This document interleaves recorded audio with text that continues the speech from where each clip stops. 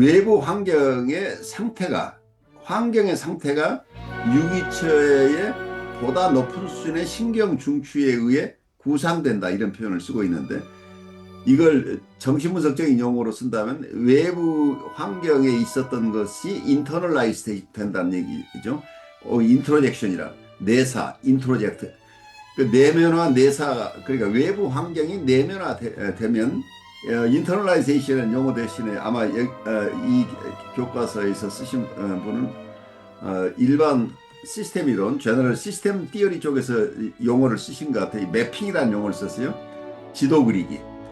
그러니까 외부 환경의 내면화되는 과정, 이게 하나의 지도가 그려진다. 매핑이라고 얘기를 했는데, 매핑이라는 것 자체가 내적 대상이라고 정신분석적으로 얘기를 할 수 있고, 내면화, 인터널라이제이션이라고 얘기를 할 수 있겠죠. 혹은 자아심리학적으로는 대상 표상, object representation, 표상 자체가 형태잖아. 그러니까 어떤 사람은 이걸 게슈탈트라고 얘기를 하기도 하고, 표상이라고 얘기를 하기도 하고, 근데 이걸 지도라고 아주 평범한 용어를 쓰고 있는 거죠.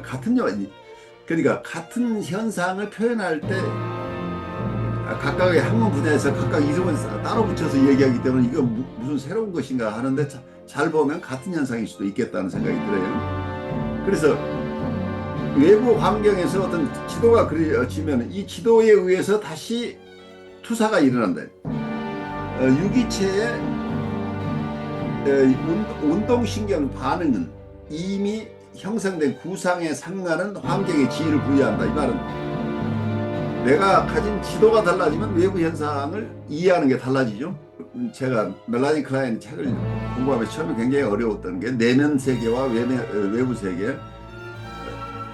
우리는 두 개의 세계에 살고 있는데, 익스터널 월드와 인터널 월드가 있는데, 내면에 있는 대상이고 밖에 있는 대상이에요. 그런데 많은 대상관계 이론가들이 책을 쓰면서 내적 대상과 외적 대상 구별을 하지 않고 그냥 대상이라고 하는 경우, 그냥 우리가 알아들어야 되는데 초기에는 그냥 알아듣기 굉장히 어려운데, 외부 대상을 파악하는데 이제 내가 가지고 있는 지도에 의해서 파악하니까 이전에 업데이트 되기 전에 지도와 새로운 지도가 있을 거 아니겠어요?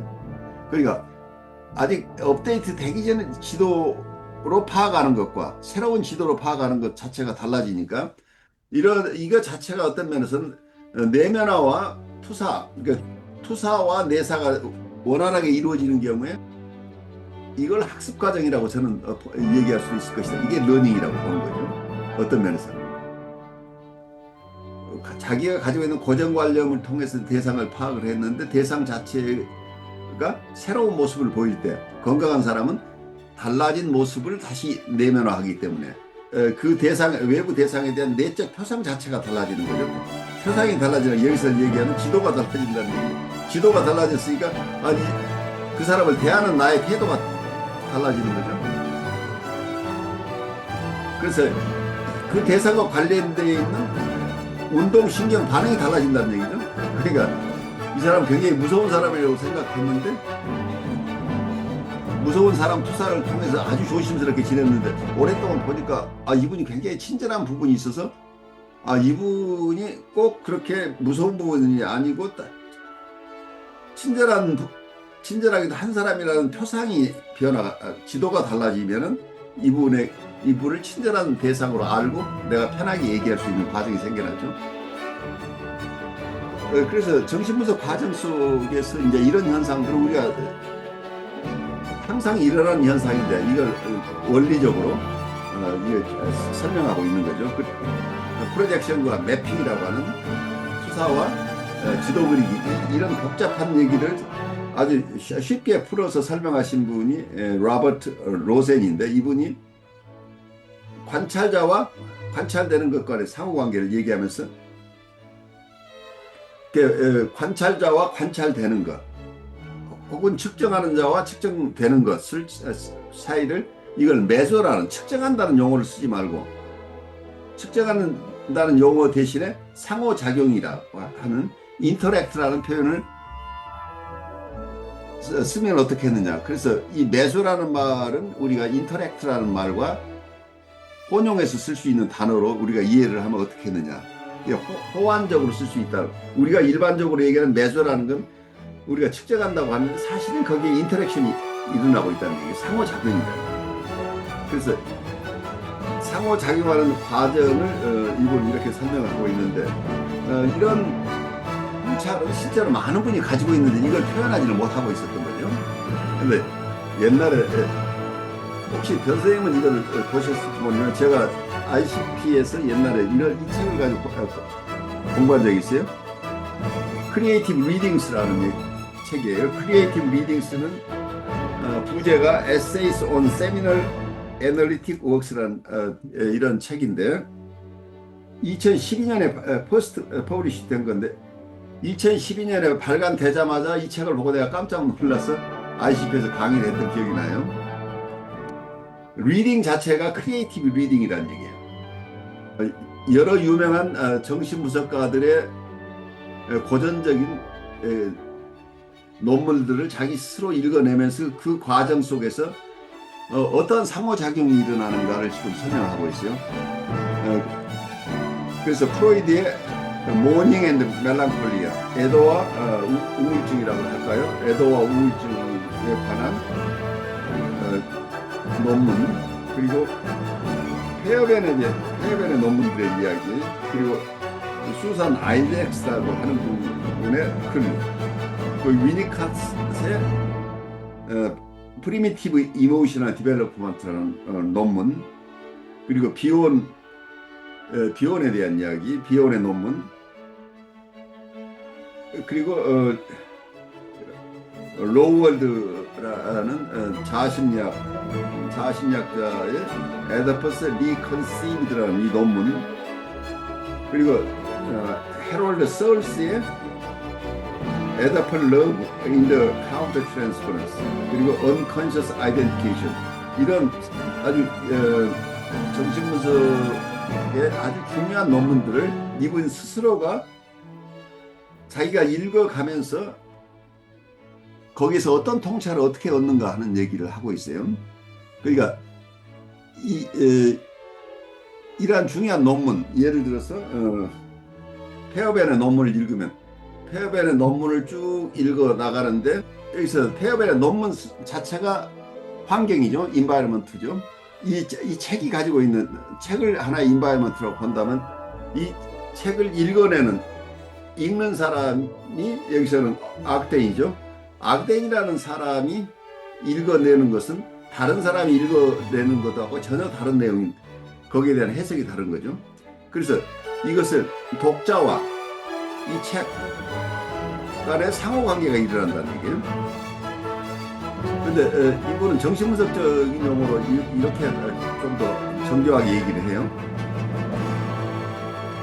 만약에 프로이드의 글이라고 하면 프로이드가 쓴 논문에 프로이드의 논문은 주로 의식적인 입장에서 논문이 쓰여 있는데 프로이드의 논문 속에는 본인도 의식하지 못하는 사이에 무의식적인 통찰이 그 속에 숨어 있을 가능성이 있다. 그러니까 프로이드가 스스로 의식화한 부분과 의식화되지 못한 부분까지가 이 속에 포함되어 있는데 어쩌면 이 옥덴이라는 리더가 읽을 때 옥덴은 이 대상을 바라보면서 자기가 가지고 있는 기존 개념을 가지고 이해를 하려고 애를 쓰겠죠, 프로이드를. 그런데 여기서 인터랙션이 일어난다는 거예요. 그래서 옥덴이 투사한 내용을 가지고 책을 읽는데 초기에는, 그런데 그 내용 속에서 프로이드를 만남으로써 자기가 투사한 것과 다른 내용이 거기서 읽혀오면 여기서 인트로젝션이 다시 일어나는 거죠. 그래서 프로이드를 새로 읽게 된다는 얘기예요. 자기가 투사한 내용을 가지고 보는데 프로이드라는 새로운 환경을 만났을 때 프로이드의 책이라고 한다면 이 프로이드의 책 속에 들어있는 프로이드의 생각, 의식과 무의식을 만나게 되는데 이 과정 속에서 지금 프로이드가 한 얘기가 다시 돌아와서 내면화되면서 어떤 기존 개념 자체의 변화가 생겨나는 거죠. 그래서 프로이드의 글을 객관적으로 읽는다고 우리는 생각하지만 여기서는 인터랙션이 일어난다는 얘기예요.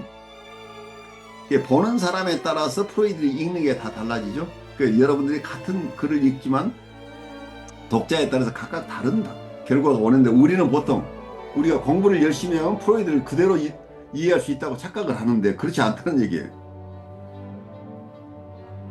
여기서 크리에이티브 리딩이라고 하는 것은 어떤 얘기를 쓰고 있냐면 프로이드가 의식적으로 글을 썼지만 프로이드의 무의식이 여기저기 담겨 있는데 프로이드 스스로도 픽업하지 못한 무의식적인 어떤 역동들이 있는데 저자의 무의식이 이 프로이드의 역동과 만나는 경우에는 여기서 새로운 통찰, 프로이드가 숨겨놓았던 일부러 숨겨놓은 게 아니고 프로이드가 의식화하지 못한 어떤 중요한 통찰들이 읽는 사람, 독자인 여기서 옥덴이라고 쓴다고 옥덴의 무의식과 만남으로써 지금까지 일반적으로 표현되지 못하고 있던 새로운 통찰이 생겨난다는 얘기예요. 그래서 여기서 새로운 이론이 생겨난다는 얘기예요. 그러면 여기서 어떤 얘기가 나오면 재밌는 얘기가 여기서 새로운 통찰이 생겼어요. 그럼 이 새로운 통찰은 프로이드의 통찰인가요? 옥덴의 통찰인가요? 여러분 생각 어때요? 이게 굉장히 중요한 문제가 되는 거죠. 이게 표절이냐 아니냐의 문제가 될 수 있는 부분도 되는 거죠. 그런데 이게 학문의 발전은 모두가 이런 과정을 거친다는 얘기예요. 그래서 이 옥덴 이 책을 보면서 내가 깜짝 놀란 게 옥덴의 새로운 통찰, 새로운 이론들은 프로이드나 여기서 페어벤을 정확하게 잘 읽어내면 그 결론으로 갈 수밖에 없다는 얘기예요. 그러니까 프로이드나 페어벤이 자기가 이해하고 있었지만 프로이드나 페어벤이 무의식적으로는 알고 있었지만 의식화하지 못하고 있는 부분까지가 여기서는 옥덴을 만나면서 옥덴의 무의식에 의해서 픽업된다는 경우에 따라서 그러면 그 이론은 굉장히 참신한 통찰의 새로운 이론이 나왔는데 이 새로운 이론이 프로이드나 페어벤을 잘 읽으면 그 결론이 나올 만한 것이에요. 그런데 그렇다고 해서 다른 사람들이 이 새로운 이론을 만들어낼 수 없다는 얘기예요. 그래서 옥덴이라는 리더가 책을 읽으면서 크리에이티브 리딩을 하기 때문에 여기서 크리에이션이 일어난다.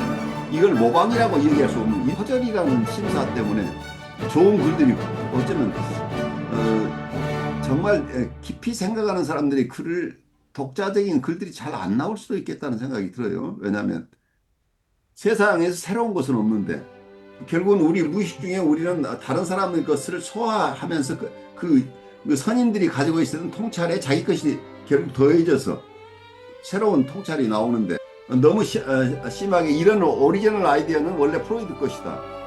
아니면 이건 공자님 맞습니다. 그래서 그 이후에 당신이 얘기하는 것은 다 표절이다. 이렇게 해버리면 물론 그 원저자의 글 속에서 거기서부터 발달된 것이긴 하지만 창조적인 독서를 하는 이 독자의 무의식이나 의식이 함께 섞이지 않고는 그 이론이 나올 수가 없는데 이게 참 어려워요. 그래서 옛날에는 공자나 맹자의 글을 쓰면서 그 글을 해설을 쓰는 사람이 자기 이름을 안 쓰고 글을 쓴 경우도 많이 있었겠죠. 그래서 이게 어떤 통찰이라는 게 누구 것이냐 하는 문제에서 원저자다 아니면 새로운 이론과 어느 이론이라고 얘기하기 굉장히 어려운 부분이 실제 모든 통찰이나 이론은 상호 교류 속에서 일어난다는 거예요. 그러니까 프로이드가 사망했지만 프로이드의 의식이나 무의식적인 내용과 이 독자의 의식과 무의식에 의해서 접촉되면서 특히 프로이드의 무의식적인 어떤 통찰들과 독자의 무의식이 서로 만남으로써 여기서 새로운 이론들이 도출되는데 깊이 보면 프로이드의 이론에서 연원을 했다고 하지만 이 프로이드의 무의식을 만나서 이 독자가 자기의 무의식 속에서 포착되는 것을 의식화하는 과정을 통해서 논문이 쓰였다고 한다면 그건 굉장히 중요한 새로운 이론이 되겠죠. 그래서 제가 그때 ICP에서 한 학기 강좌를 이걸로 한 이유가 깜짝 놀랐어요. 프로이드나 페어벤을 우리가 읽을 때 이해되지 않는 부분이 꽤 많은데, 이해되지 않는 것을 이분이 이 옥den이 자기의 통찰을 통해서, 그러니까 프로이드의 이론과 옥덴이 가지고 있는 어떤 기존의 틀과 서로 상호작용을 하면서 프로이드가 명료하게 하지 못한 부분을 명료하게 하는데, 그 이론이 프로이드 원서를 읽는 것보다 훨씬 더 명료하게 우리에게 들어온다는 얘기예요, 경우에 따라서는. 그래서 옥덴의 이론이 과거의 이론들의 그냥 연장선상이 아니고 새로운 창조적인 이론이 되더라, 이런 체험을 했는데, 그래서 실제로 이분이 굉장히 어려운 오리지널 논문들을 아주 평이하게 조금 더 정신분석의 이론을 좀 더 잘 이해할 수 있도록 설명해내는 그런 파워가 있어요. 그래서 옥대는 아주 글을 잘 쓰는 분이에요. 근데 이 글을 잘 쓰는 분인데 이분의 글을 쓰는 속에는 원래 고전적인 저작들을 이분이 아주 크리에이티브하게, 크리에이티브라는 비판적이라고 얘기할 수 있겠죠. 크리티컬 리딩을 잘하는 분이었다고 보여요. 그러니까 크리에이티브 리딩이라는 것은 좀 더 크리티컬한 리딩인데, 이 크리티컬 리딩 자체가 굉장히 창의적이라는, 그냥 내가 가지고 있는 것을 가지고 비판한다 이런 개념보다는 어쩌면은 원저자의 무의식을 독자가 서로 인터랙션을 통해서 서로 상호작용을 통해서 이해해 나가는 과정이다, 이제 이렇게 볼 수 있을 거예요. 그래서 여기 우리가 얘기하고 있는 투사와 매핑이라고 하는 이런 개념 자체가 우리의 모든 현상 속에 상호작용이라고 하는 것. 그러니까 프로이드의 이론 자체도 이게 어떤 실체로서 고정되어 있다 얘기할 수 없어요. 이걸 읽는 사람마다 각각 달리 읽어내죠. 그래서 같은 프로이드를 가지고 여러 사람들이 이해해 나가는 게 다른데, 여기에 창조적인 과정들이 다 포함되어 있는 거죠.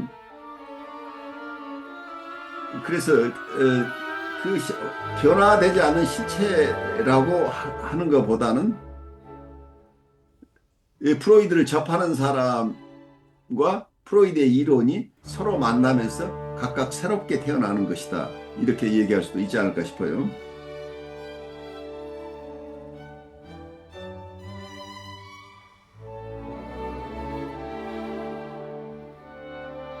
저는 뉴욕에서 혁신 라이프 코칭 연수원 이너버티브 코칭 센터를 운영하고 있으면서 서울에 있는 한국임상정신분석연구소의 공동소장으로 일하고 있는 신현근 정신분석학 박사입니다. 여러분 시청해 주셔서 감사합니다. 고맙습니다.